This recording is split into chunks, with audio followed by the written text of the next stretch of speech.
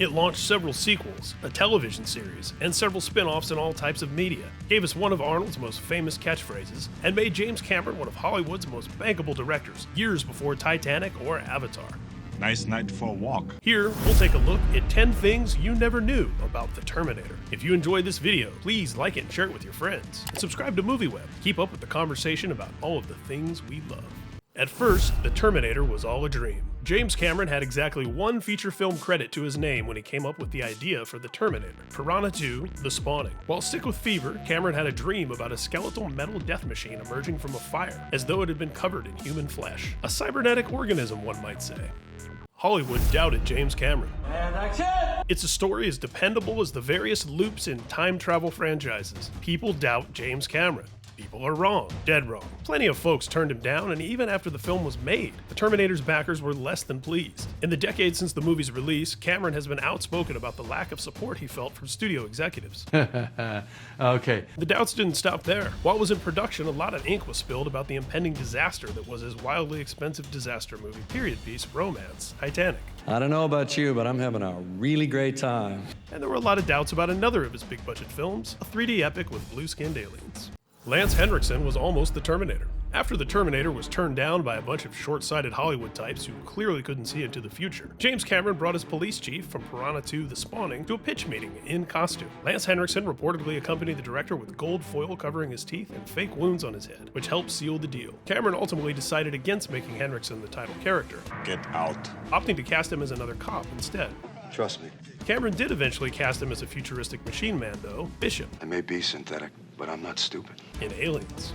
The studio wanted O.J. Simpson. Orion Pictures chief Mike Medavoy insisted Cameron find a major star to play the T-800. His suggestion? O.J. Simpson. In the 30-year anniversary oral history of the Terminator, Cameron told Entertainment Weekly that both he and producer co-writer Gale Ann Hurd were against the idea. A decade before the double homicide and the trial of the century, Cameron felt that O.J. Simpson was simply too likable to play the Terminator.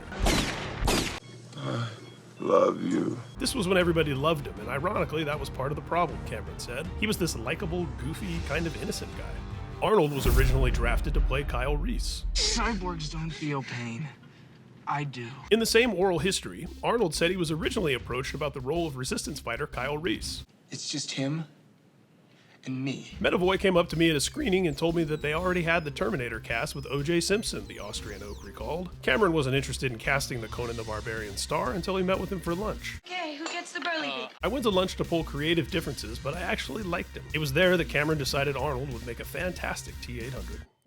I love you too, sweetheart. There were almost two Terminators. The original plot for the Terminator would have seen two Terminators sent back in time. One to kill Sarah Connor and the other presumably to protect her, both played by Arnold. The film's meager budget made this too difficult to pull off. The good Terminator versus bad Terminator idea of course ended up in Terminator 2: Judgment Day. Get down.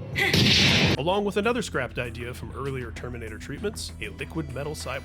Arnold helped make Aliens and Rambo: First Blood Part 2 happen. Schwarzenegger was under contract to make a sequel to Conan, so production on the Terminator was postponed for several months so he could shoot Conan the Destroyer. With Terminator-like efficiency, James Cameron made incredible use of the break, writing the sequels to Alien and First Blood simultaneously. Cameron, of course, went on to direct Aliens. Rambo: First Blood Part 2 is credited to director George P. Cosmatos, though like Tombstone, the movie was in reality mostly directed by its star behind the scenes. If Arnold hadn't been cast in the Terminator, and if he didn't have to skip out for a bit to make another Conan movie, Cameron may very well have never ended up working on Aliens and Rambo. No! Thanks, Arnold. Arnold wanted to change the Terminator's most famous line. I'll be back. The former Mr. Universe and multiple-time Mr. Olympia was determined to conquer Hollywood, And I would like to announce officially that I'm retiring from bodybuilding competition. just as he'd conquered the world of bodybuilding. What can stop me? He wanted to be a leading man, which made him a little self-conscious about his accent sometimes. Everything's perfect. He tried to change "I'll be back" to "I will be back," but Cameron wouldn't let him. Now, of course, fans only want to hear the Terminator with that awesome Austrian accent. I'll be back. Ha! You did not gonna say that, did you? That's what you always say. A legendary sci-fi writer accused Cameron of stealing his ideas. Harlan Ellison, the prolific sci-fi scribe responsible for a small library's worth of stories, Spock! And arguably the most famous episode of Star Trek ever, thought different elements of the Terminator bore a striking resemblance to 2 episodes he'd written of the anthology series The Outer Limits. Soldier, adapted from his short story Soldier Out of Time, has a similar aesthetic, and Stan Winston's T-800 exoskeleton does resemble a robot design in Demon with a Glass Hand. That's why when they killed me, no bullets, no blood. As part of a settlement, Orion Pictures agreed to give Ellison a small credit in subsequent prints, much to Cameron's chagrin. Better than mortal man deserves. In a 1994 interview, Ellison said he liked the Terminator. I would have been flattered. All he had to do was get on the phone. The Terminator was called the Electric Murderer in Poland. This poster is pretty cool. We hope you enjoyed this look at 10 things you never knew about the Terminator. If you enjoyed this video, please like it and share it with your friends. And subscribe to MovieWeb, because Skynet is making me say that. Dun, dun, dun, dun, dun.